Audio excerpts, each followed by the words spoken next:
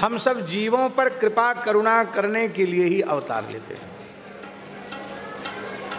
एक सिद्धांत है, बिना कारण के कोई कार्य नहीं होता है। तो भगवान का अवतार, उसका कोई ना कोई हेतु तो होगा, कारण तो होगा। तो कारण कौन बनाएगा? कारण का निर्माण भी स्वयं भगवान करते हैं। ठाकुर जी ने सोचा यदि हम अवतार लेकर लीला नहीं करेंगे तो ये संसार के जीव क्या गाएंगे, क्या सुनेंगे, किसकी चर्चा करेंगे? और बिना मेरे गुणगान के, बिना मेरे नाम रूप लीला की चर्चा किए सुने बिना इन जीवों की क्या दशा होगी। इसलिए इन जीवों के परम कल्याण के लिए मेरा अवतार लेना अत्यंत आवश्यक है, जरूरी है। आप लोग के नहीं होता तो क्या होता है? हम ये नहीं बोलते कि आप हमारी बात मान लो, पर आप खुद देख लो, जिन लोगों के जीवन में भजन सत्संग है, संतों का चरणाश्रय है, भगवत भागवत सेवा है, सत्संग है, उन लोगों का जीवन देख लो। और जिन लोगों के जीवन में ये नहीं है उन लोगों का जीवन देख लो। आपको किसका जीवन अच्छा लगेगा?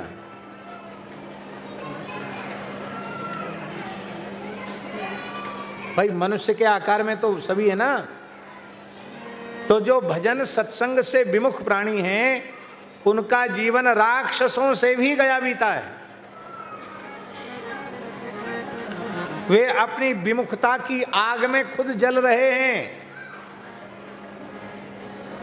ऊपर से भले ही चाहे जो कुछ कहते रहें, चाहे जो बने फिरें, लेकिन भीतर से उनको शांति, क्योंकि सर्वधर्मान परित्यज्य मामेकम शरणं व्रज अहंत्वा सर्व पापेभ्यो मोक्षयिष्यामि मा शुचौ। बिना भगवत शरणागति के जीवन, आहा क्या कहना, दुख से मुक्त हो ही नहीं सकता है। तो भगवान ने सोचा क्या करें। रमा वैकुंठ में भगवान ने शनकादिक ऋषियों को, सिद्धों को याद किया। नारद शनकादिक सिद्ध एक साथ भगवान की सन्निधि में उपस्थित हुए और भगवान की स्तुति करने लगे कि प्रभु, आप कमल से, कमल कोमल होता नहीं, पुष्प से, कमल से करोड़ों करोड़ों गुना अधिक कोमल हैं।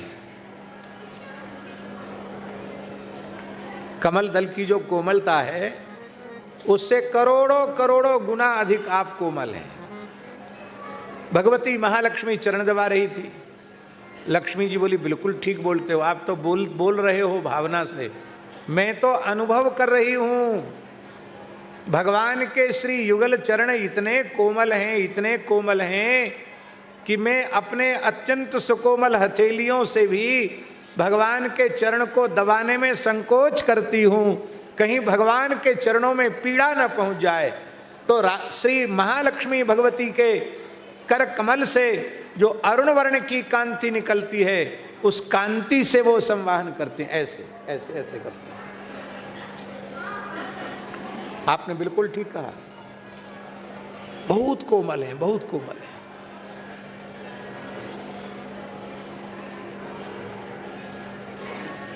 थोड़ी देर बाद ऋषि स्तुति करके बोले, आप वज्र से करोड़ों करोड़ों गुना अधिक कठोर हैं।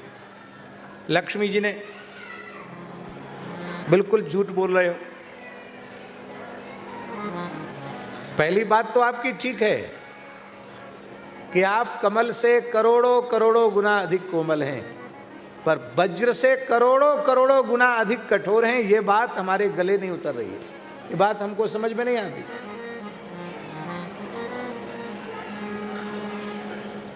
भगवान की ओर देखा, ये क्या कह रहे हैं? भगवान ने आंखों के इशारे से कहा, ठीक कह रहे हैं। क्यों? ये इनकी वाणी से जो प्रकट होगा तो धर्म का प्राण होगा, धर्म का तत्व होगा। इनकी वाणी झूठी नहीं हो सकती। तो ऋषि तो स्तुति करके चले गए। लक्ष्मी जी ने कहा महाराज आपकी कोमलता तो हमने देखी, कठोरता का अनुभव तो नहीं किया। भगवान बोले चलो ठीक है, तुम हमारी कठोरता देखना चाहती हो, दिखा दूंगा।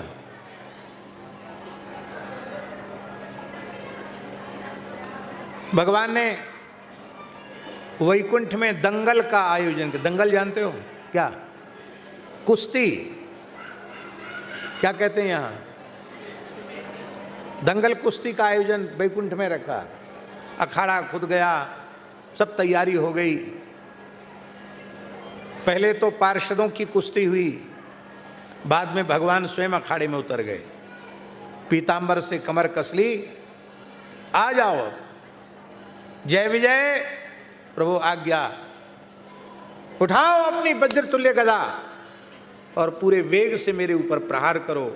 मेरे हाथ में कोई अस्त्र शस्त्र नहीं, दिखाओ अपने पराक्रम को, जिससे लोग समझ सकें कि मैं कोमल भी हूं तो कठोर भी कितना हूं। जय विजय व्याकुल हो गए। बोले महाराज क्या बोल रहे हो? सेवक सोई जो करे शिवकाई, हरि करनी कर करे लड़ाई। उसी को सेवक कहते जो सेवा करता। प्रहार करने वाले को सेवक थोड़ी कहते हैं। हम आपके प्रिय सेवक हैं, पार्षद हैं। भला आपके मंगलमय श्री विग्रह पर अपनी प्रचंड गदा से प्रहार कैसे करेंगे? हमारी गदा चूर चूर क्यों ना हो जाए, इसके पहले हमारी गदा चूर्ण हो जाए, हमारी भुजाएं चूर चूर हो जाएं, हम ऐसा स्वप्न में भी नहीं कर सकते। भगवान ने कहा हमारे श्रीअंग पर गदा का प्रहार तो नहीं कर सकते, पर मेरी जवान पर तो तुमने प्रहार कर ही दिया। ध्यान में आई बात? नहीं आई? आज्ञा का उल्लंघन कर दिया ना।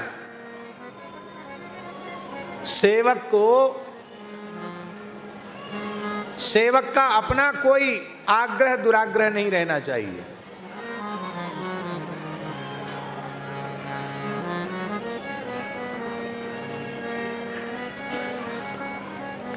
सेवक का धर्म क्या है? सेवक का धर्म है स्वामी की प्रसन्नता। क्या? जिसमें स्वामी प्रसन्न हो।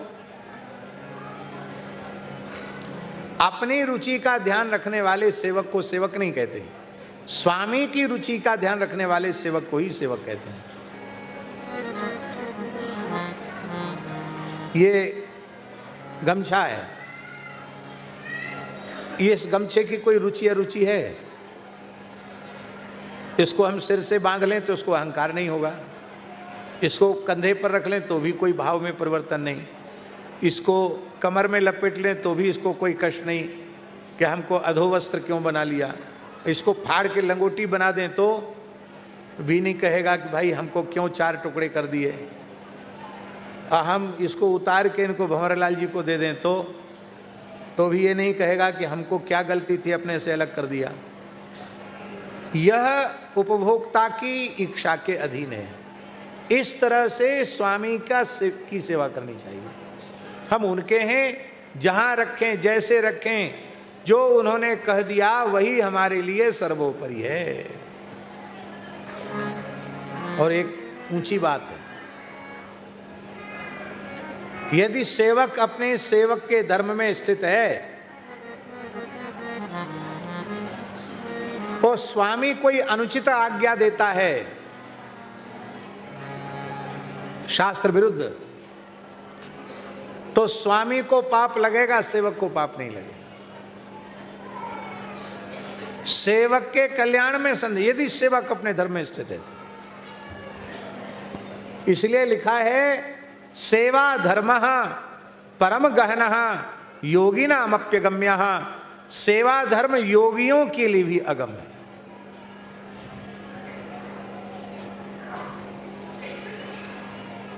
इसलिए सेवक का धर्म है। जहि विधि प्रभु प्रसन्न मन होई, करुणा सागर कीजिए सोई। आपका मन जैसे प्रसन्न हो, हे करुणा के समुद्र, आप वैसा ही कीजिए। तो भगवान ने कहा, हमने कहा कि मेरे ऊपर प्रहार करो, तो कान पर हाथ रख लिया। बोले सेवक का धर्म नहीं, स्वामी का धर्म। ये धर्म का व्याख्यान हम पूछ रहे हैं तुमसे। तुम सेवक हो तो मैं जो कहता हूं उसको करो।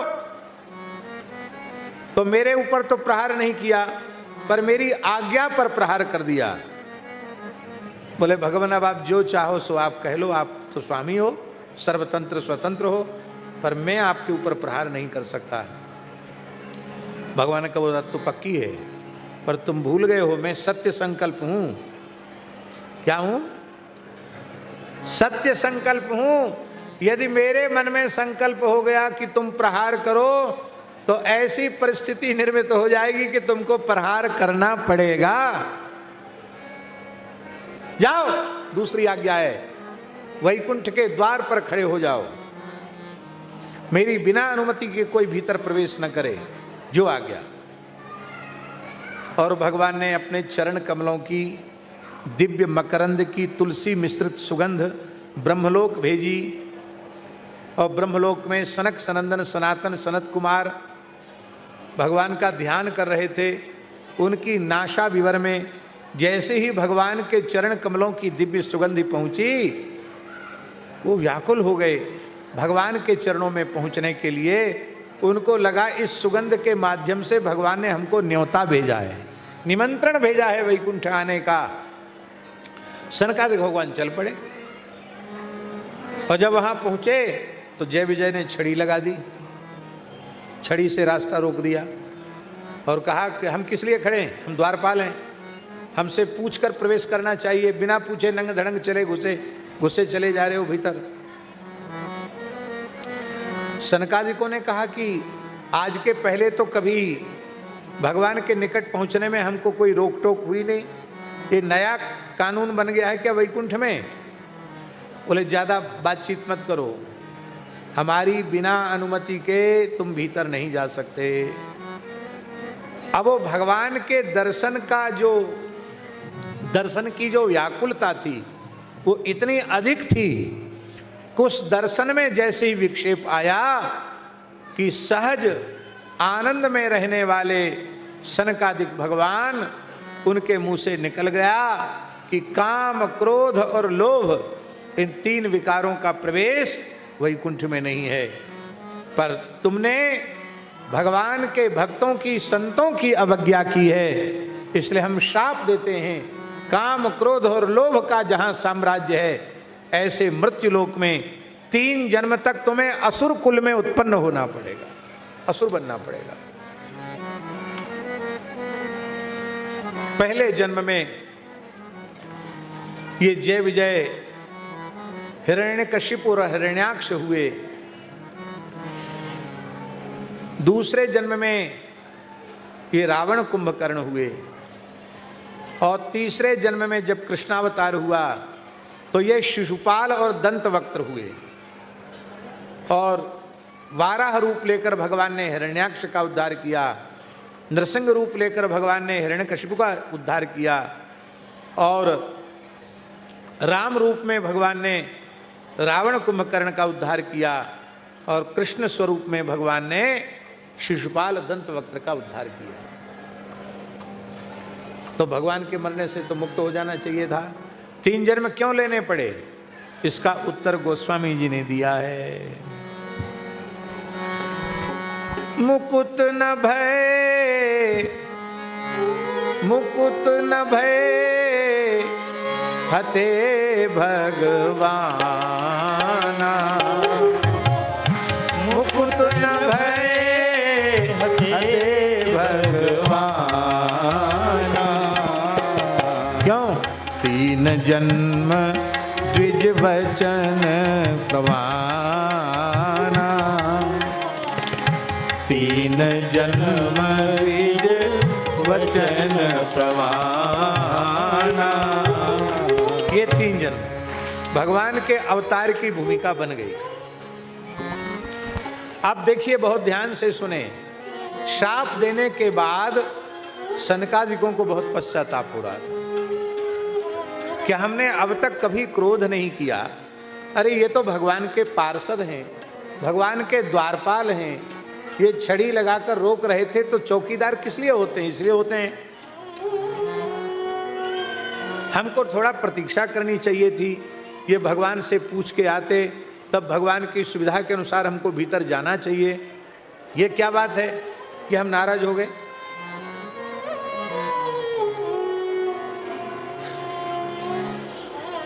एक जगह हम गए, ये त्यागी जी भी हमारे साथ थे, वयोवृद्ध संत जो हैं ये भी हमारे साथ। चित्रकूट से बाई रोड यात्रा करते हुए हम भीलवाड़ा तक गए। एक आयोजन था, एक महापुरुष से मिलना था और उनकी ओर से समय दिया गया था कि आप आइए, आपसे बातचीत करेंगे। और लगातार इतनी लंबी रोड की यात्रा करके हम वहाँ पहुँचे। लगभग समय से ही पहुँच गए थे, लेकिन वे जिनसे हमको मिलना था उनके यहाँ से खबर आई कि अब तो वो विश्राम में चले गए। यद्यपि लोग बाहर से भीतर से बाहर निकल रहे थे और कुछ कुछ लोग बाहर से भीतर भी जा रहे थे, लेकिन हमको सूचना यही दी गई कि अब वो विश्राम में चले गए हैं, नहीं मिल सकते। हम कि थोड़ी देर हम लोग प्रतीक्षा कर लेते हैं, थोड़ी देर रेस्ट कर लें फिर मिलेंगे। और ये बोले नहीं, तो राष्ट्रपति प्रधानमंत्री आ जाएं तो भी नहीं मिल सकते। तो हमने हंसकर उनसे कहा कि भैया, ना हम राष्ट्रपति हैं ना प्रधानमंत्री हैं, हम तो सामान्य भारत के नागरिक हैं, मनुष्य हैं, कोई बात नहीं। हमारे साथ वाले बड़े नाराज हो गए, ये भी नाराज हो गए। चलो चलो चलो चलो यहाँ से चलो चलो। बड़े होंगे, अपने लिए होंगे, समय दिया, समय देने के बाद नहीं मिले। एक और संत थे, उनका शरीर भी शांत हो गया, वो भी बड़े नाराज हुए। हमने कहा आश्चर्य है, हमें तो कोई गुस्सा नहीं आ रहा, आप लोगों को गुस्सा क्यों आ रहा है?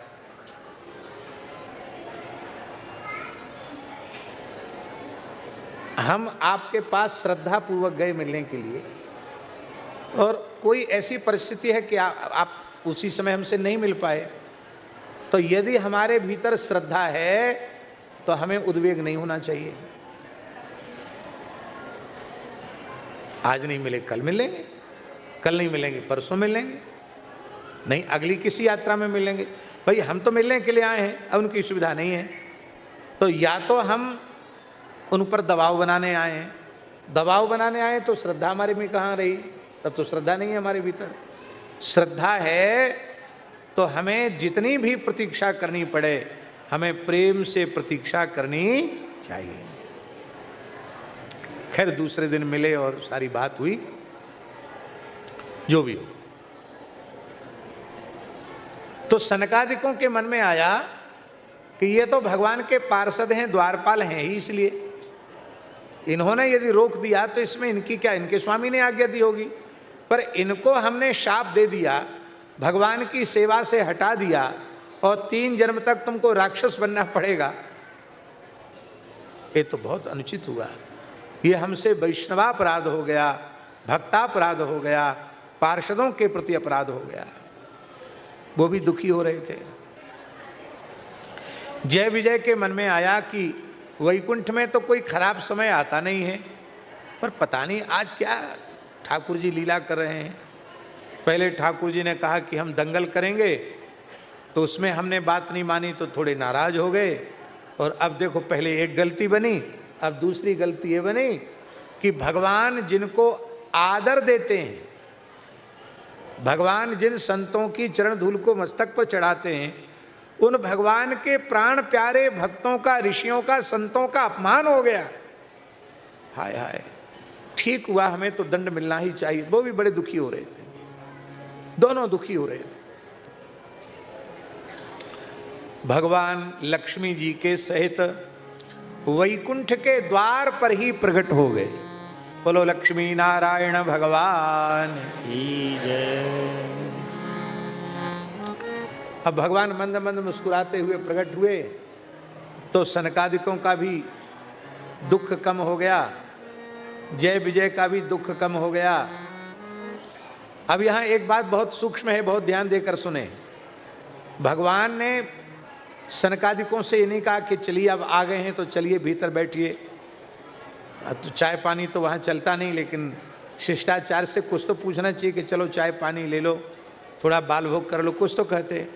वहीं खड़े खड़े विदा कर दिया, भीतर नहीं घुसाया। इस बात पर लोग ध्यान नहीं देते हैं, पर ध्यान देना चाहिए इस बात पर। सनकादिक भगवान के अभिन्न स्वरूप हैं, फिर भी भगवान ने उनको वैकुंठ में भीतर प्रवेश की प्रार्थना नहीं की। क्यों? क्योंकि भगवान के वैकुंठ गोलोक साकेत की मर्यादा है। भक्तापराध जिसको लग जाएगा वो भगवान के धाम में प्रवेश नहीं कर सकता, भले ही सनकादिकों के जैसा अधिकारी ही क्यों न हो। जय विजय से भी नहीं कहा कि कोई बात नहीं, अब चलो राजभोग कर लो, भीतर चलो। उनको भी वहीं से जाना पड़ा। इससे भगवान ने प्रेरणा दी कि भक्तों का अपराध नहीं करना चाहिए। संत अपराध, वैष्णव अपराध, भक्त अपराध, इससे बचना चाहिए। भगवान ने कहा, जय विजय तुम क्यों रो रहे हो? बोले महाराज हमको आपसे दूर होना पड़ेगा। भगवान बोले इसमें तुम्हारी कोई गलती नहीं है। ये जो कुछ नाटक चल रहा है इसका सूत्रधार मैं हूं। मेरी इच्छा से हो रहा है। मेरी इच्छा से सनकादिकों के भीतर क्रोध उत्पन्न हुआ। मेरी इच्छा से इन्होंने शाप दिया, क्योंकि मैं अवतार लेना चाहता हूं। जब जय विजय को यह पता चला कि ये तो भगवान की इच्छा है कि हम असुर बने, बस राजी हो गए। बोले फिर क्या कहना? जो बनाओ सो बन जाएंगे, जो बनाओ सो बन जाएंगे, जहां भेजो वहीं जाएंगे। जो बनाओ सो बन जाएंगे, जहां भेजो वहीं जाएंगे। किसी देश में रहें, देश में रहें, किसी देश में रहें, किसी भेष में रहें, किसी देश में रहें, किसी भेष में रहें, बस तुम्हारे ही कहलाएंगे। जहां भेजो वहीं जाएंगे, बस तुम्हारे ही कहलाएंगे। जहां भेजो वहीं जाएंगे। जो बनाओ सो बन जाएंगे, जहां भेजो वहीं जाएंगे। जो बनाओ सो बन जाएंगे, जहां भेजो वहीं जाएंगे। तैयार हो गए? लक्ष्मी जी ने कहा कि कठोरता तो मैं देखना चाहती थी और बेचारों को दंड भुगतना पड़ा पार्षदों को, इसलिए इनके एक जन्म में इनके उद्धार का कारण मैं स्वयं बनूंगी। तो भगवती महालक्ष्मी जगत जननी जगदम्बा श्री जानकी जी के रूप में प्रकट हुई, तो रावण कुंभकर्ण के उद्धार का कारण बनी। सनकादिकों ने कहा कि भगवान प्रशंसा तो हमारी कर रहे हैं और अपराध करने के बाद भी पार्षदों को अपना बतला रहे हैं, तो वस्तुतः मुझसे भी अपराध हुआ। बोले एक बार तुम्हारे उद्धार में हम कारण बनेंगे। तो वे सनकादिक भगवान ही भक्तराज प्रहलाद के रूप में उत्पन्न हुए। प्रहलाद जी कोई सामान्य नहीं है, प्रहलाद जी साक्षात सनकादिक भगवान है। अच्छा, सनकादिक भगवान 24 अवतारों में अवतार हैं कि नहीं? बोलो। इसका मतलब है भक्ति का आदर्श प्रस्तुत करने के लिए निष्काम भक्ति का स्वरूप क्या है, इसे अपने चरित्र के माध्यम से दिखाने के लिए स्वयं भगवान सनकादिक ही स्वयं भगवान ही श्री प्रहलाद जी के रूप में आए। प्रहलाद जी जीव कोटि के नहीं है, ईश्वर कोटि के हैं। ऐसा समझो, एक रूप से उपास्य बने हुए हैं और एक रूप से उपासक बने हुए हैं। उपास्य भी वही और उपासक भी वही। प्रहलाद जी की भक्ति बड़ी अद्भुत है। तो एक बार सनकादिक उद्धार का कारण बन गए, नृसिंह भगवान को प्रकट करके हिरण्यकशिपु के उद्धार का कारण। एक बार लक्ष्मी जी बन गई। भगवान बोले मूल में इच्छा तो मेरी थी, इसलिए हिरण्याक्ष के उद्धार में मैं स्वयं कारण बनूंगा और शिशुपाल दंतवक्त्र के उद्धार में भी मैं स्वयं कारण बनूंगा। अब यहां एक बात बहुत ध्यान देने की है। वो ध्यान देने की बात क्या है कि भगवान के पार्षद जय विजय के तो 3 जन्म हुए। हिरण्याक्ष हिरण्यकशिपु, रावण कुंभकर्ण, शिशुपाल और दंतवक्त्र। और भगवान के अवतार कितने हुए? भगवान के कितने अवतार हुए? 4। 12 अवतार, नृसिंह अवतार, रामावतार, कृष्णावतार, 4 अवतार हुए। आशय समझे नहीं समझे? आशय ये है कि भगवान कहते हैं हमारी इच्छा में इच्छा मिला दो। हम यदि तुम्हें धरती पर भेजें तो चले जाओ, नाक मुंह मत बनाओ। तुम 3 बार आओगे नीचे तो हम तुमको हृदय से लगाने के लिए 4 बार आएंगे। भगवान अपने भक्तों के उद्धार में कभी पीछे नहीं है। इसलिए अपनी इच्छा अनिच्छा छोड़ दो, भगवान के हाथ के खिलौना बन जाओ। हैं? खिलौना जो होता है ना जगदीश दास जी, वो खिलौना स्वतंत्र नहीं होता है, खिलाड़ी स्वतंत्र होता है। खिलाड़ी खिलौने से जैसे खेलना चाहे वैसे खेले। हम भगवान के हाथ के खिलौने बन जाएं, क्या बढ़िया बात है। और यही प्रहलाद जी के अवतार की भूमिका बनी।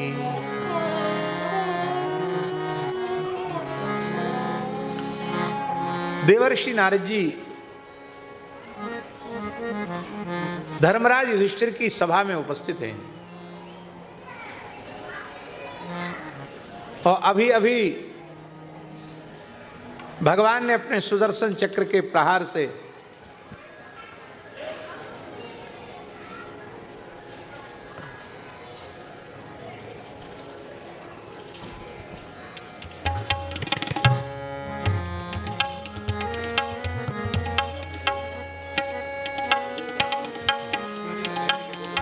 जी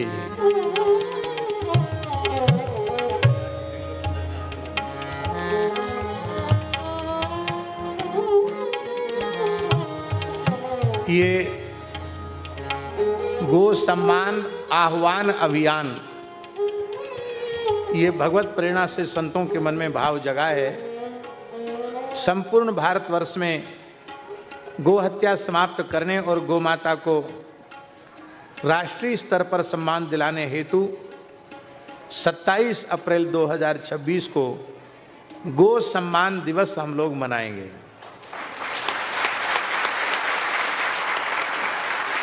तारीख याद रखना, 27 अप्रैल 2026 प्रातः 11 बजे देश की 5000 तहसीलों में अपने अपने तहसील के मुख्यालय पहुंच करके प्रार्थना पत्र प्रस्तुत करेंगे। कोई हल्ला नहीं, कोई गुल्ला नहीं, कोई उपद्रव नहीं, सीधे भगवान नाम संकीर्तन करते हुए उपस्थित होंगे। और इसके बाद फिर वो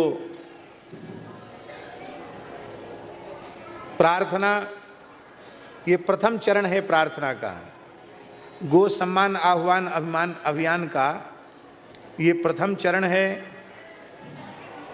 और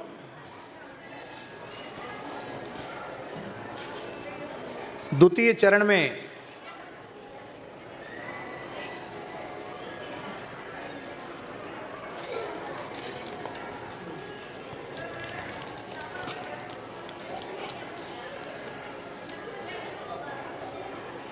और एक विशेष बात है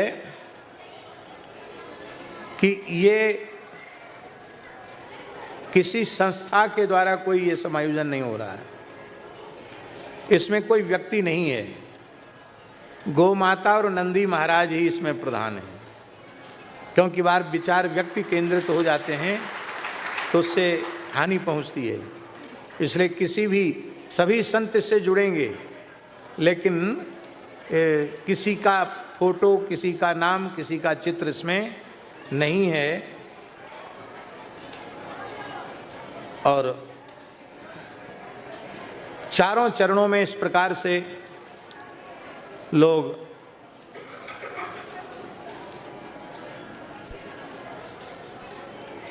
अपने भाव को प्रस्तुत करेंगे। फिर 5 महीने बाद दिसंबर, जनवरी, फरवरी, मार्च, अप्रैल गहन प्रचार में जुड़ेंगे और 27 अप्रैल को तहसील मुख्यालय जाकर के एसडीएम को आवेदन देंगे। भारत के प्रधानमंत्री, राज्यपाल, मुख्यमंत्री सबको गो सुरक्षा पत्र भेजेंगे। बहुत ध्यान से सुने। इसके पश्चात 2.5 महीने बाद, मई, जून, जुलाई के बाद शासन से सकारात्मक संवाद की प्रतीक्षा करेंगे। और यदि 10 जुलाई 2026 तक आशानुकूल उत्तर प्राप्त हो जाता है तो ठीक है, अन्यथा किसी कारणवश यदि सकारात्मक उत्तर नहीं मिलता है तो दिनांक 27 जुलाई को, सोमवार को, प्रत्येक जिला केंद्रों पर कलेक्टर को जाकर आवेदन देंगे और राष्ट्रपति महोदया, भारत के प्रधानमंत्री, राज्यपाल, मुख्यमंत्री आदि के नाम भी पत्रक देंगे, प्रार्थना पत्र देंगे। फिर 2.5 माह तक प्रतीक्षा करेंगे, सकारात्मक संवाद की प्रतीक्षा करेंगे। फिर भी सकारात्मक संवाद नहीं होगा तो 27 अक्टूबर 2026 मंगलवार को प्रत्येक राज्य की राजधानी में जाकर राज्य सचिव के माध्यम से शासन और सरकार को फिर चेतावनी देंगे। 27 अक्टूबर मंगलवार को पुनः प्रार्थना पत्र देंगे। फिर 3 महीने की फिर प्रतीक्षा करेंगे, नवंबर, दिसंबर, जनवरी, और 3 माह तक यदि उत्तर मिल जाता है तब धन्यवाद देंगे, और नहीं उत्तर मिलता है किसी कारणवश तो 36 प्रांतों के 780 जिलों में 5000 तहसीलों को नियुक्त किए गए सभी गोभक्त, गोप्रेमी दिल्ली पहुंच करके शांतिपूर्ण तरीके से संकीर्तन करते हुए केंद्र सरकार से भारतवर्ष की धरती को गोवध के कलंक से विमुक्त करने के लिए आह्वान करेंगे। 15 अगस्त 2027 दिल्ली में बैठक कर प्रार्थना पत्र रखेंगे और 15 अगस्त 2027 को प्रधानमंत्री जी ने यदि समाधान की दिशा में कोई सकारात्मक कदम उठाया तो उन्हें धन्यवाद दिया जाएगा। अन्यथा 16 अगस्त 2027 सोमवार से 5 गोभक्त और संत आमरण अनशन पर बैठ जाएंगे, ऐसा इस पत्रक में विस्तार से लिखा हुआ है।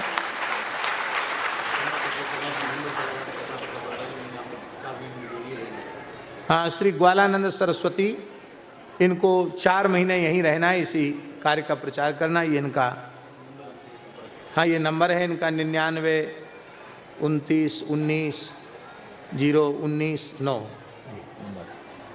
तो ये पत्रक आप दे देंगे तो बट जाएंगे। यहाँ श्री सीताराम जी महाराज की, गौ माता की जय।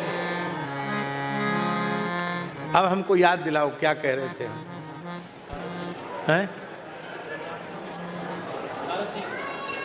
हाँ, देवर्षि नारद जी धर्मराज युधिष्ठिर की सभा में विराजमान हैं और अभी थोड़ी देर पहले ही भगवान श्री कृष्ण ने 100 अपराध की संख्या पूर्ण करने वाले शिशुपाल का सुदर्शन चक्र से वध किया, उद्धार किया है। और शिशुपाल के शरीर से जो ज्योति निकली वो भगवान श्री कृष्ण में समावित हो गई। धर्मराज युधिष्ठिर ने पूछा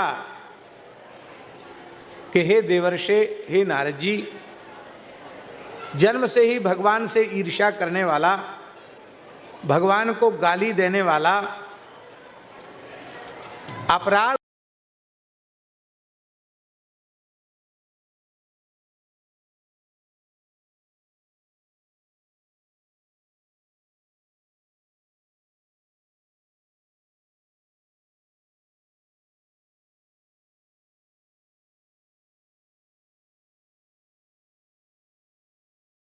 आश्चर्य हो रहा है। नारद जी ने कहा कि हे धर्मराज युधिष्ठिर, किसी भी भाव से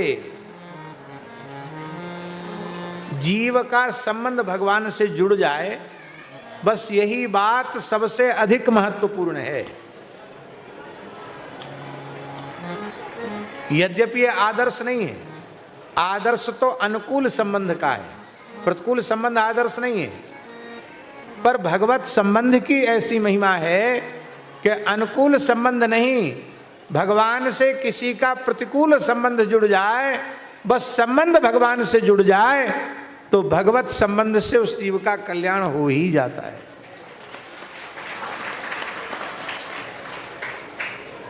अग्नि को आप यह जानकर के जलाने वाली आग है, छुओ तो भी जलाएगी। तो आप नहीं जानते हो कि जलाने वाली आग है, छू जाए तो छोड़ देगी क्या? फिर भी जलाएगी।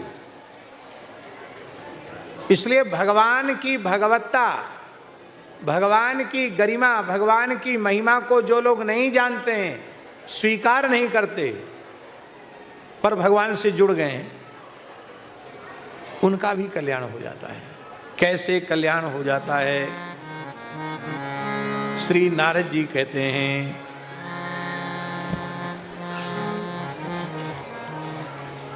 कामाद् द्वेषात्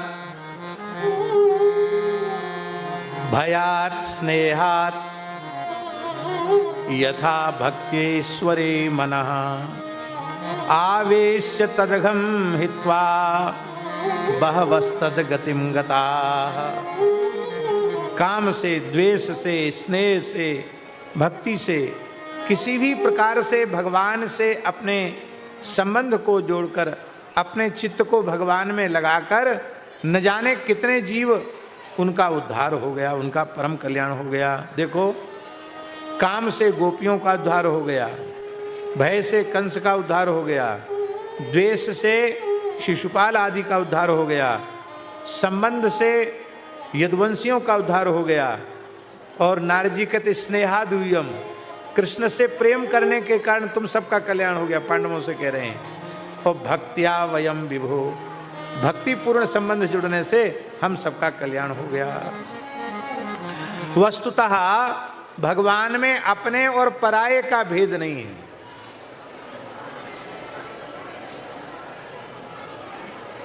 भगवान के लिए पराया कौन है? किसी व्यक्ति के 4 पुत्र हैं, एक धर्मनिष्ठ है, एक कर्मनिष्ठ है, और एक महाधूर्त महादुष्ट है, और एक तो ऐसा है कि एकदम राक्षसी वृत्ति का है। दुर्भाग्य है, 2 अच्छे निकल गए, 2 खराब निकल गए। तो भी पिता उन दुष्ट पुत्रों को भी मानता है कि नहीं? बोलो, उनका भी कल्याण चाहता है कि नहीं चाहता है? अच्छे बुरे सभी प्राणी तो भगवान के हैं। अमृतस्य पुत्राः, सभी जीव भगवान के ही पुत्र हैं। इसलिए भगवान विमुख जीवों पर भी कृपा करुणा करने में कोई कसर नहीं छोड़ते। विमुखों पर भी भगवान की कृपा हो जाती है। देखो, भगवान का अपना पुत्र है भौमासुर, भगवान ने उसका वध कर दिया। और भगवान के प्रबल शत्रु हिरण्यकशिपु के पुत्र प्रहलाद जी हैं। भगवान ने जैसा स्नेह, जैसा प्रेम, जैसा वात्सल्य प्रहलाद जी के प्रति प्रकट किया है, वैसा उदाहरण पूरे पौराणिक इतिहास में दूसरा प्राप्त नहीं होता है। जैसे हाल के ब्याए हुए बछड़े को गाय स्नेह पूर्वक चाटने लग जाती है, ऐसे ही भगवान नरसिंह प्रहलाद जी को गोद में बिठाकर अपनी जिह्वा से चाटने लगे। राम अवतार, कृष्ण अवतार, जितने अवतार हैं, किसी में भगवान ने जीभ से नहीं चाटा। बताओ किसी भक्त को चाटा हो जीभ से तो। पर प्रहलाद जी के चरण से लेके मस्तक तक भगवान ने जीभ लगाई और ये भी कहा, इस दुष्ट ने आपको बहुत सताया, मेरे आने में विलंब हुआ, इस देरी के लिए हे भक्त प्रहलाद मुझे क्षमा कर देना। भगवान ने क्षमा याचना भी किसी से नहीं की। अब एक प्रश्न है कि भगवान को विलंब क्यों हुआ, पहले ही आ जाते। भगवान सोच रहे थे कि एक बार प्रहलाद हमको पुकारे तो सही, त्राहि माम, पाहि माम, रक्ष माम, एक बार कहे तो सही। पर ये इतने निष्काम, इतने निष्काम, इतने निष्काम हैं कि प्राण संकट में पड़ने पर भी रक्षा की प्रार्थना भी नहीं करते। भगवान सोचे मैं कैसे आऊं, कैसे आऊं, कैसे आऊं, कैसे आऊं। तो भगवान मौका खोज रहे थे। तो जब हिरण्यकशिपु ने कहा, यस्त्वया मंदभाग्योक्तो मदन्यो जगदीश्वरः, अरे मंदभाग्य प्रहलाद, मेरे अतिरिक्त जगत का ईश्वर है तो वो कहां है? प्रहलाद जी ने कहा, चिल्ला चिल्ला के बोल रहे हो कहां है? अब मैं आपसे पूछता हूं कहां नहीं है? आप कहते हो कहां है, अब मैं पूछता हूं कहां नहीं है? तो सर्वत्र सब जगह है। बोले हाँ सर्वत्र सब जगह है। तो कस्मात् स्तंभेन दृश्यते, फिर इस खंभे में क्यों नहीं दिखाई पड़ता? प्रहलाद जी बोले, पिताजी आपकी आंख खराब है। आपकी क्या खराब है? आप हमारी आंख से देखो, आप हमारी दृष्टि से देखो तो खंभे में ही नहीं, कण कण में भगवान दिखाई पड़ेंगे।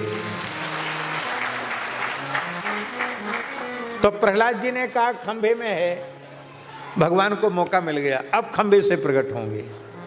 और जब खंभे पर प्रहार किया हिरण्यकशिपु ने तो भगवान प्रकट हो गए। भगवान ने कहा हम क्या करें, हम तो प्रतीक्षा करते रहे, बुलाओ बुलाओ बुलाओ बुलाओ। अंत में हमको बहाना बना कर आना पड़ा, कुछ तो भक्त की वाणी से निकल जाए, मुझे आना पड़ा। ऐसा वात्सल्य भगवान ने किसी अवतार में नहीं दिखाया।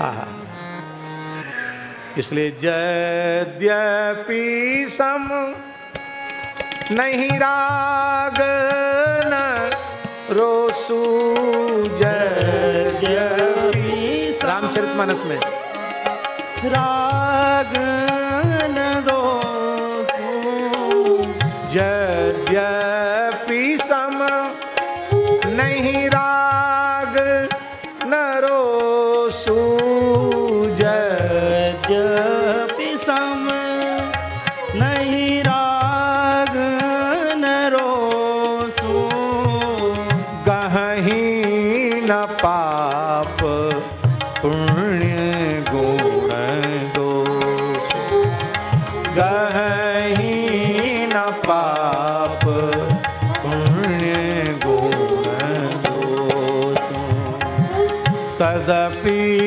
करई सम विषम बिहारा, तदपि करहि सम विषम बिहारा, भक्त अभक्त हृदय अनुसारा, भक्त अभक्त हृदय अभक्त हृदय अनुसारा। भक्त भक्त हृदय अनुसारा। बोलो श्री प्रहलाद जी महाराज की जय। जब भगवान वाराह ने हिरण्याक्ष दैत्य का उद्धार कर दिया, इसके भाई का, तो अपने भाई का अंत्येष्टि संस्कार करने के पहले हिरण्यकशिप ने अपनी मां को, अपने भाई की पत्नी को, अपने परिवार के कुटुंब के लोगों को समझाया। बड़ा बढ़िया उपदेश दिया है हिरण्यकशिप ने। हाँ, यदि इस उपदेश की व्याख्या की जाए तो आपको लगेगा कि हिरण्यकशिपु भी उच्च कोटि का दार्शनिक है। ऐसा लगेगा तो दर्शन शास्त्र में उसने आचार्य किया होगा, पीएचडी डिलीट किया होगा, इतनी बढ़िया दर्शन की बात, सिद्धांत की बात कह रहा है।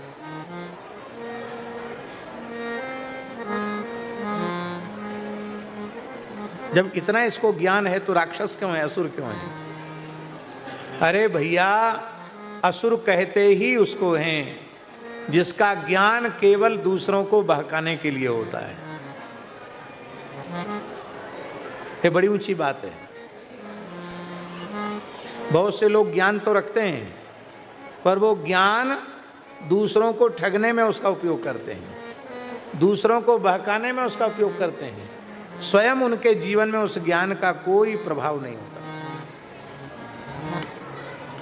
अच्छा, एक बात बताओ, ईमानदारी से सही सही बताना, जिस ज्ञान का लाभ हमको स्वयं को नहीं मिला, उसका लाभ आपको कैसे मिल जाएगा? ध्यान में ही बात। हमारे अंधकार की निवृत्ति नहीं हुई तो आपके अंधकार की निवृत्ति कैसे हो जाएगी? इसीलिए अब लोग नहीं मानेंगे, लेकिन जैसे तैसे की वाणी से भी उपदेश श्रवण नहीं करना चाहिए। इसीलिए ज्ञान वैराग्य संपन्न जो भगवान के विशुद्ध भक्त हैं, गुणातीत महात्मा हैं, ऐसे महात्मा मिल जाएं, पूज्य श्रद्धेय स्वामी श्री राम सुखदास जी महाराज की कोटि के संत मिल जाएं तो ऐसे संतों से सुनना चाहिए। संत डोंगरे जी मिल जाएं तो सुनना चाहिए। जैसे तैसे की वाणी, उसके उपदेश का उसके खुद के जीवन में प्रभाव नहीं होता, दूसरे पे क्या प्रभाव होगा? सबकी बात नहीं सुनी, सबसे नहीं सुनी। वर्तमान समय में ये जो हमें किसका उपदेश सुनना चाहिए और किससे सुनना चाहिए, ये विचार लोगों में समाप्त हो गया है। अब वक्ता का रंग रूप अच्छा होना चाहिए, उसकी चमड़ी बढ़िया होनी चाहिए और बढ़िया घुंघराले बाल हों, ऐसे हो तैसे हो, 10 उंगलियां होती हैं उनमें कम से कम 20 अंगूठी हों, रोज नई नई पोशाक पहनता हो, 25-30 कम से कम कलाकार हों, और एक कोई व्यक्ति चलता हो जो, क्या कहते हैं उसको, नहीं, श्रृंगार करने वाले को क्या बोलते हैं? जो भी हो, आप समझ गए होंगे। वो श्रृंगार करने वाले लोग भी चलते हैं।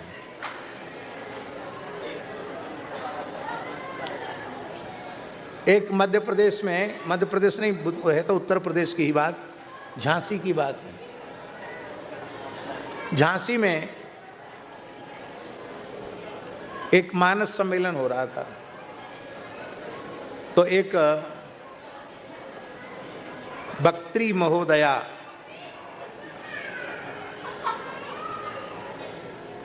आई,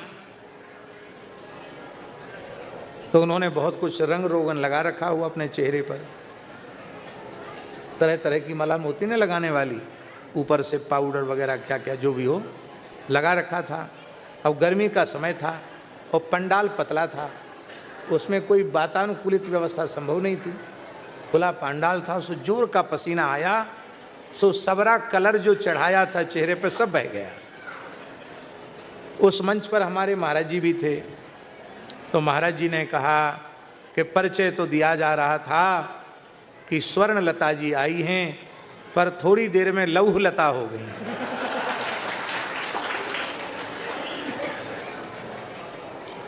सारा कलर धुल गया। देखिए, आप हमारी बात को क्या करें, समय बहुत ऐसा विपरीत समय आ गया है। माताओं को भगवत चर्चा खूब करनी चाहिए, पर अपने छोटे बच्चों को गोद में लेकर करनी चाहिए।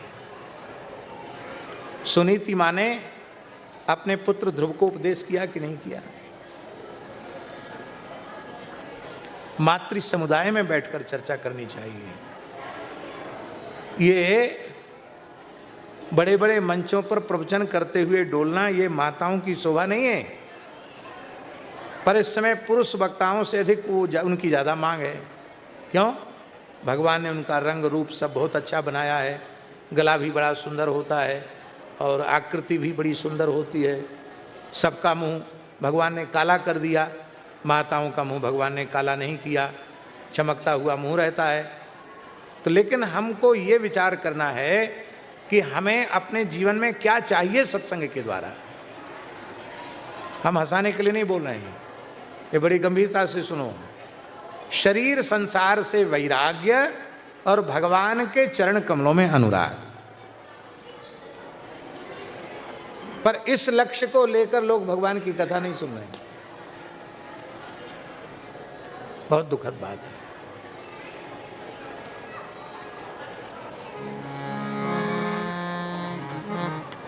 इसलिए उपदेश सबकी वाणी से मत सुनो। मानसी में गोस्वामी जी ने कहा, पर उपदेश कैसा?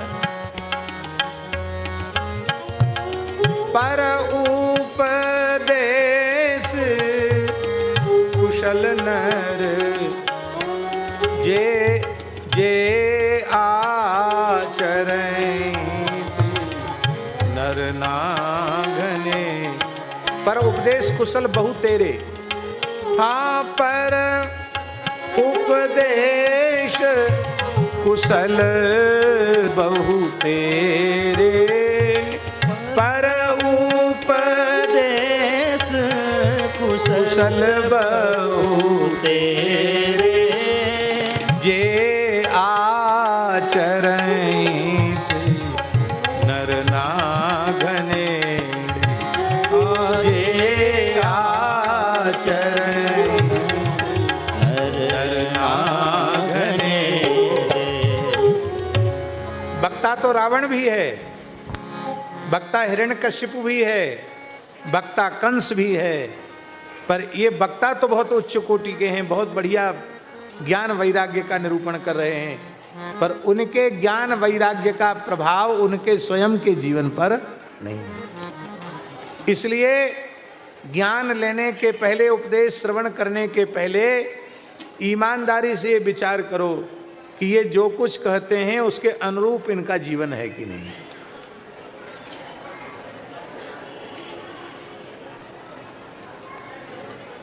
ये क्या बोल रहा है? ये बोल रहा है का आत्मा कह परो वात्र स्वीय पारक्य एव वा स्वपराभिनिवेशेन बिना ज्ञानेन देना। इसको उपदेश तो बहुत है, लेकिन हम केवल एक श्लोक बोल रहे हैं।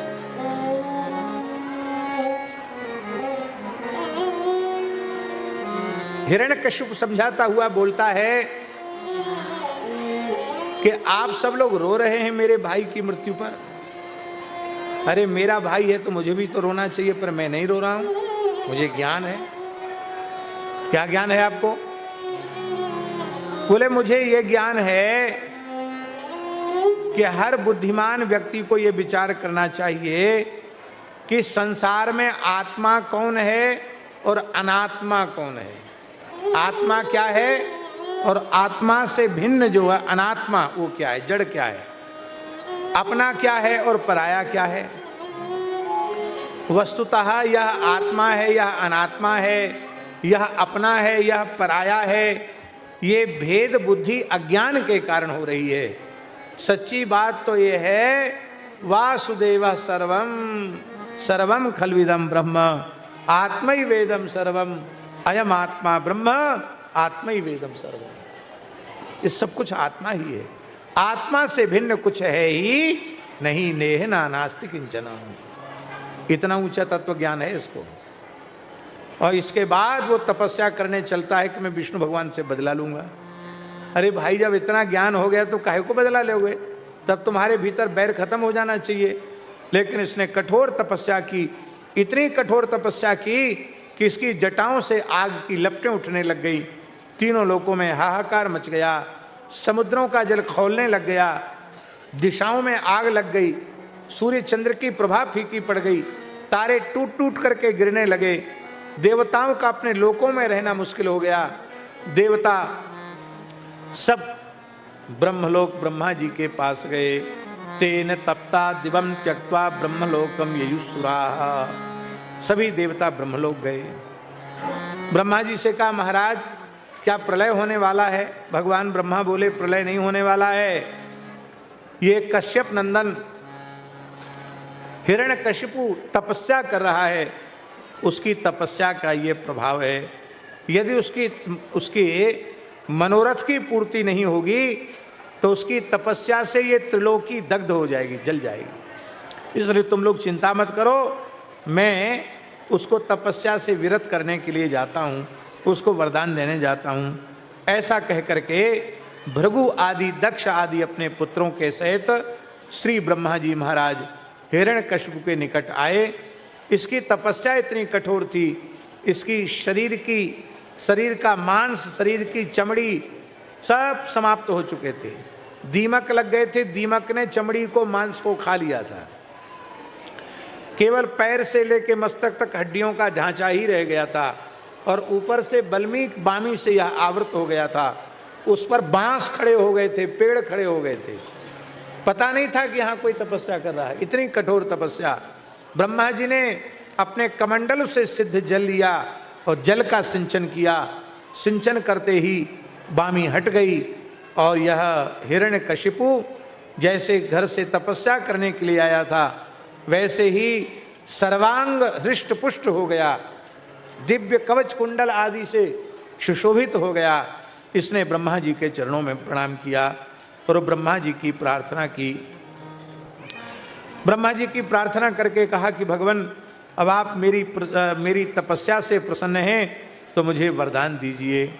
ब्रह्मा जी ने कहा, मांगो। बोले, हे ब्रह्मा जी, सबसे पहले तो मुझे यह वरदान दीजिए कि मैं अजर अमर हो जाऊं। ब्रह्मा जी हंसने लगे, बोले, मैं खुद ही अजर अमर नहीं हूं तो तुम्हें अजर अमर कैसे बना सकता हूं। ब्रह्मा जी की 100 वर्ष की आयु है। कितने वर्ष की? 100 साल जीते हैं ब्रह्मा जी बस। वह हम लोगों के वर्षों से नहीं, ब्रह्मा जी के वर्षों से। ब्रह्मा जी का वर्ष कितना बड़ा होता है? वर्ष की गिनती पीछे करना, पहले दिन की गणित कर लो। ब्रह्मा जी के एक दिन में 1000 बार सतयुग, 1000 बार त्रेता, 1000 बार द्वापर और 1000 बार कलयुग बीत जाता है एक दिन में। 14 इंद्रों की आयु पूरी हो जाती ब्रह्मा जी के एक दिन में। 14 बार सप्तर्षि बदल जाते ब्रह्मा जी के एक दिन में। और जितनी बड़ी ब्रह्मा जी की का दिन होता है उतना ही बड़ी ब्रह्मा जी की रात्रि होती है। इस तरह से ब्रह्मा जी का दिन रात्रि है, इसी हिसाब से उनका महीना, इसी हिसाब से उनका वर्ष और इसी हिसाब से उनके 100 वर्ष। तब हिसाब लगाओ। हम तो गणित पढ़े नहीं हैं, आप लोग तो बहुत व्यवसायी लोग हैं, गणित आप पढ़े होंगे। एक दिन में 14 इंद्र, तो 365 दिन में कितने इंद्र? करो भाई गिनती, हमको तो याद नहीं गिनती, गणित करो। 5000 झूठ बोले तो फिर आपकी जिम्मेवारी। 5110 इंद्र एक वर्ष में, तो 100 वर्ष में कितने?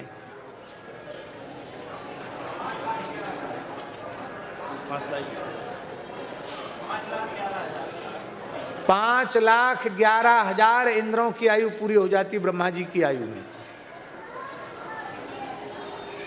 कितनी बड़ी ब्रह्मा जी की आयु।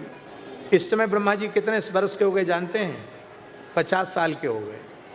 बोलो भक्त वत्सल भगवान की। 500 बार सतयुग त्रेता द्वापर कलयुग बीत चुका है। अब 50 साल के पूरे हो गए और 51वें वर्ष का पहला दिन चल रहा है ब्रह्मा जी का। अभी दोपहर हुई है ब्रह्मा जी की। क्या हुई है? अभी दोपहर चल रही है। इसलिए हम लोग संकल्प में बोलते हैं ब्रह्मणोन्य द्वितीय परार्धे। बोलो ब्रह्मा जी महाराज। ब्रह्मा जी बोले हमारे भी 100 साल पूरे हो जाते हैं तो हम भी नष्ट हो जाते हैं, तो भले ही चाहे जितनी लंबी अवधि हो पर हमारी भी अवधि निश्चित है। देखो एक बात पक्की है, ब्रह्मा जी चाहें तो अमृत तो दे सकते हैं, लेकिन वो चाह कर नहीं देना चाहते हैं कि बिना अमर बने तो इसने हालत खराब कर रखी है सबकी, और इसको अजर अमर बना दिया जाए तो दूसरों का जीना मुश्किल कर देगा। सिद्धांत ये है जियो और जीने दो, और दुष्ट लोग कहते खुद जियो किसी को मत जीने दो, खुद जीवित रहो किसी को जिंदा मत रहने दो। तो इसने सोचा ब्रह्मा जी अमर तो बनाना नहीं चाहते, तो हम ऐसा वरदान मांग लेंगे कि अमर भी हो जाएं और ब्रह्मा बाबा को पता भी न चल पावे। तो उसने कहा कि यदि आप हमें अमृत को छोड़कर दूसरा वर देना चाहते हैं तो हे भगवान, आपकी सृष्टि के बनाए हुए आपके किसी प्राणी के द्वारा मेरी मृत्यु न हो। वो सोचता था ब्रह्मा जी की सृष्टि के बाहर तो कुछ है नहीं, न घर के भीतर मेरी मृत्यु हो, न घर के बाहर मेरी मृत्यु हो, न दिन में मेरी मृत्यु हो, न रात में मेरी मृत्यु हो, न किसी अस्त्र से मेरी मृत्यु हो, न किसी शस्त्र से मेरी मृत्यु हो, न धरती पर मैं मरूं, न आकाश में मैं मरूं, न पाताल में मैं मरूं, न मनुष्यों से मरूं और न ही हिंसक प्राणियों से मरूं। प्राणवान से भी मेरी मृत्यु न हो और निष्प्राण से भी मेरी मृत्यु न हो। व्यसुभिर वासुमद्भिर्वा, किसी देवता से, किसी असुर से, किसी नाग से मेरी मृत्यु न हो, कोई भी युद्ध में मेरी प्रतिद्वंदता न कर सके, मैं पूरे ब्रह्मांड का एक छत्र सम्राट हो जाऊं, लोकपाल दिक्पालों की महिमा मुझे प्राप्त हो जाए, उनके तपस्या और योग के प्रभाव से जो सबका शासन पालन करते हैं वो क्षमता मुझे ही प्राप्त हो जाए। ब्रह्मा जी तो ऐसे प्रसन्न थे इसकी तपस्या पर कि एक ही शब्द बोल रहे थे, एव मस्तु एव मस्तु एव मस्तु एव मस्तु, ऐसा ही हो ऐसा ही हो ऐसा ही हो। ऐसा क्यों बोले चले जा रहे थे ब्रह्मा जी? ऐसा क्यों बोले चले जा रहे थे ब्रह्मा जी? इसलिए बोले चले जा रहे थे कि तू जितना बुद्धिमान बनता है ना, उससे अनंत अनंत गुणित भगवान बुद्धिमान है। इसलिए तू अपना पूरा दिमाग लगा ले, पूरी शक्ति लगा ले, पर भगवान जब मारना चाहेंगे तो कोई ना कोई जगह देख लेंगे और वो तुझे मार डालेंगे, तेरा वध कर देंगे। इसलिए भगवान की अचिंत्य महिमा का, भगवान के अचिंत अखंड अनंत ऐश्वर्य का विचार करके, भगवान की भगवत्ता का विचार करके ब्रह्मा जी ने एवमस्तु एवमस्तु एवमस्तु कहा। अब ये आ गया और उसी समय महाराज जी जब यह आया तो एक तो बलवान तो था ही, और ब्रह्मा जी के वरदान प्राप्त करके और अधिक बलवान हो गया था। अब तो इसने तीनों लोकों में अपनी विजय का डंका बजा दिया। और असुरों से तो देवता लड़ते थे, इससे लड़े नहीं। रावण से भी लड़े देवता, इससे लड़े नहीं, क्योंकि सबको पता चल गया, ब्रह्मा जी ने कह दिया है कि तेरा युद्ध में कोई मुकाबला कर ही नहीं पाएगा, तू मार डालेगा सबको, पर तू किसी के हाथ से नहीं मरेगा। सब भाग गए। सारा 14 भुवन कोश ब्रह्मांड खाली हो गया इसके लिए।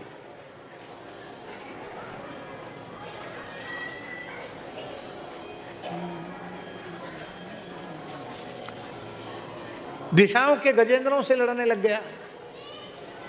दिशाओं के गजेंद्रों ने इस पर प्रहार किया। उनके बड़े बड़े दांत गाजर मूली के समान इसकी छाती से टकरा कर टूट गए। प्रचंड बलवान।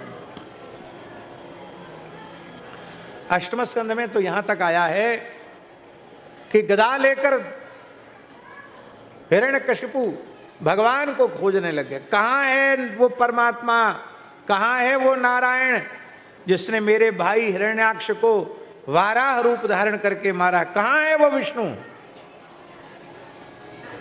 तो वहां वामन भगवान ने कहा है कि वो सब जगह तो खोजता था पर अपने में नहीं खोजता था। क्यों?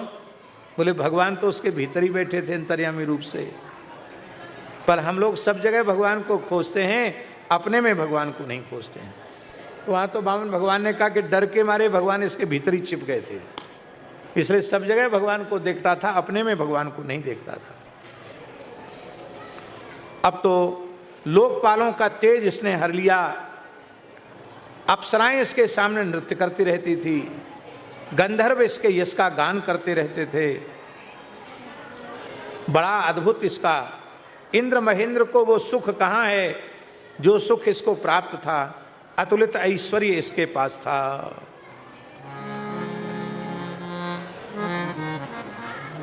कोई यज्ञ करता और आहुति देता,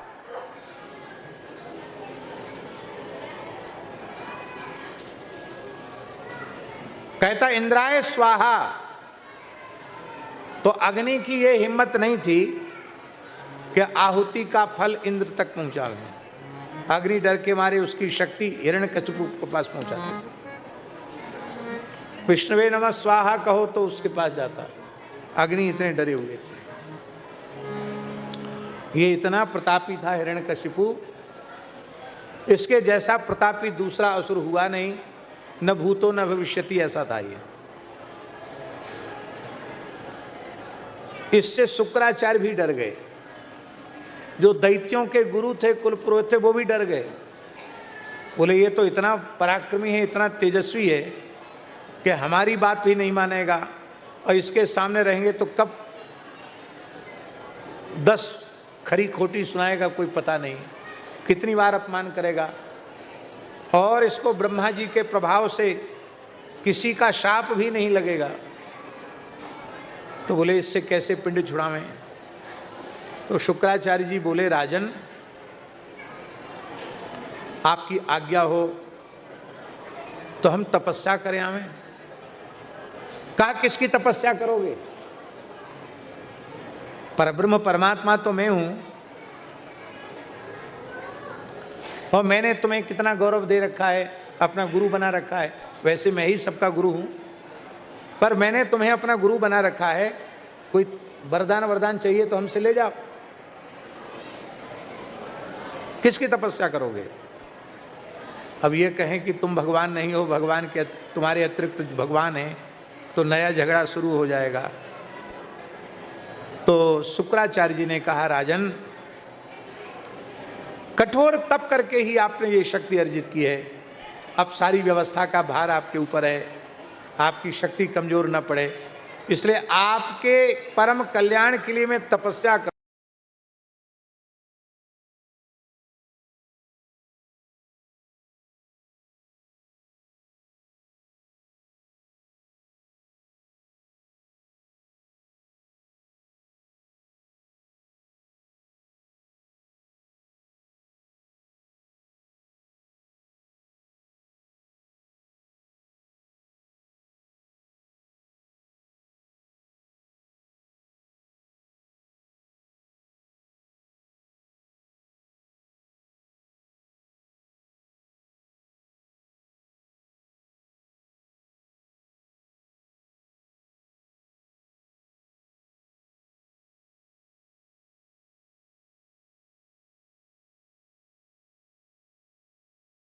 तो नारद जी बोले आपके ही गुण गाते हैं। क्या बोले? आपके गुण गाते हैं। बोले अच्छा हमारे गुण गाते हो, जाओ सब जगह प्रचार करो हमारा, जाओ। नारद जी जान बचा के भगे। आकाश में बड़े बड़े सिद्ध लोग थे। बोले नारद जी आप झूठ बोलते हैं। क्या झूठ बोले? बोले आप, उसने पूछा क्या गाते हो, किसके गुण गाते हो, तो आपने कहा आपके ही गुण गाते हैं। बात तो आपकी झूठी होगी। बोले बिल्कुल झूठी नहीं। भगवान नृसिंह अवतार लेंगे और जब हम प्रहलाद चरित्र का गान करेंगे, नृसिंहावतार की लीला का वर्णन करेंगे, तो ना चाहते हुए भी इसका गुणगान तो करना ही पड़ेगा। अब आप लोगों ने सुनना तो चाहा प्रहलाद चरित्र, लेकिन हम सुनाना कहाँ से? हम हिरण्यकशिपु चरित्र सुना रहे हैं। भैया हिरण्यकशिपु को सुनाए बिना प्रहलाद जी का चरित्र सुनाया नहीं जा सकता है। बोले तब तो आपने ठीक किया। इतना प्रचंड प्रतापी था। बहुत से लोग कहते हैं कि प्रहलाद जी के जीवन में एक घटना घटी, उससे उनके स्वभाव में परिवर्तन आया। पर ठीक है, किंवदंती के आधार पर कोई घटना प्रसिद्ध हो तो हम उसका सर्वथा निषेध भी नहीं कर रहे हैं। लेकिन श्रीमद् भागवत के अनुसार प्रहलाद जी सनकादिकों के अवतार हैं, इसलिए प्रहलाद जी जन्मजात भगवान के भक्त हैं। बोलो श्री प्रहलाद जी महाराज की जय। अब देखो, हम गुण तो प्रहलाद जी के सुना रहे हैं। बहुत ध्यान दें, हम किसके गुण सुना रहे हैं?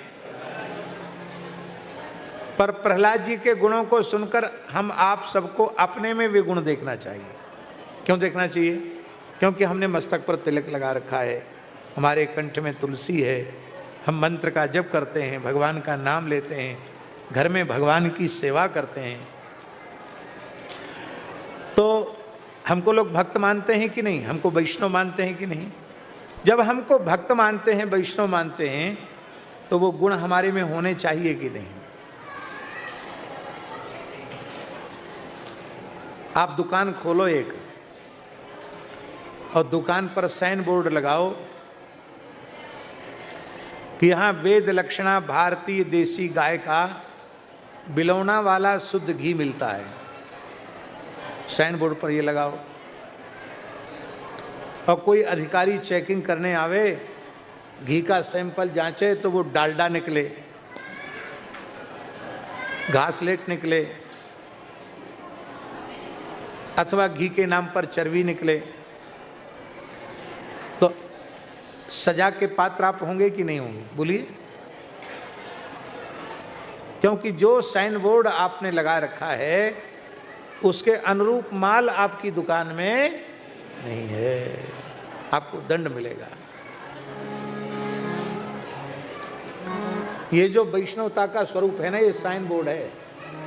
क्या साइन बोर्ड है? इस हृदय में ठाकुर जी हैं। क्या हैं? भगवान हैं इस हृदय में, ये इसका साइन बोर्ड है। तो हमको वैष्णव हो करके, हरिभक्ति परायण हो करके, तिलक तुलसी धारण करके कोई ऐसा काम नहीं करना चाहिए जिससे कि भगवान के मन में पीड़ा हो। देखो, हमारे नाम की रोटी खाता है, हमारे नाम का तिलक लगाता है, और ये ऐसा है। संतों को पीड़ा हो, गुरुजनों को पीड़ा हो, भगवान को कष्ट हो, ऐसा कार्य हमें नहीं करना चाहिए। तो प्रहलाद जी के दिव्य गुण हमारे जीवन में भी आना चाहिए। अब ये प्रहलाद जी के गुण नहीं, हम सब में भी ये गुण होने चाहिए। पहला गुण प्रहलाद जी का कौन सा है? ब्रह्मण्यः शील संपन्नः सत्यसंधो जितेन्द्रियः आत्मवत् सर्वभूतानां एकः प्रियसुहृत्तमः दासवत् सन्नतार्याङ्घ्रि पितृवद्दीनवत्सला भ्रातृवत्सदृशे स्निग्धो गुरुस्वीश्वर भावना विद्यार्थ रूप जन्माढ्यो मानस्तंभ विवर्जिता विद्यार्थ रूप जन्माढ्यो मानस्तंभ विवर्जिता नोद्विग्न चित्तो व्यसनो सुनिस्पृहा नोद्विग्न चित्तो व्यसने सुनिस्पृहा श्रुतेषु दृष्टेषु गुणेष्वस्तुदृक् दान्तेन्द्रिय प्राण शरीरधि सदा प्रशांत कामो रहितासुरे प्रशांत कामो रहितासुरो सुरा।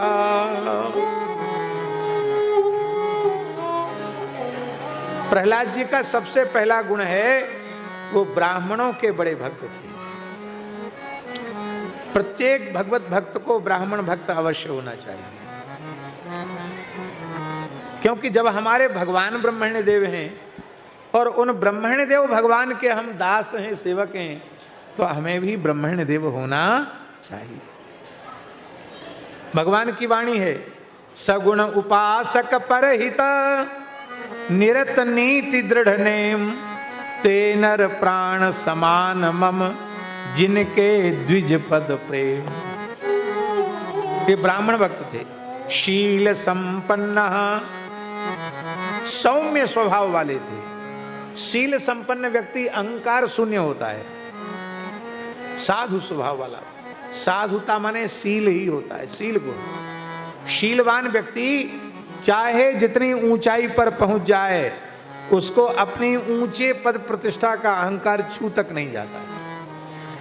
इसलिए वो छोटे से छोटे के साथ व्यवहार करने में भी भेद नहीं करता।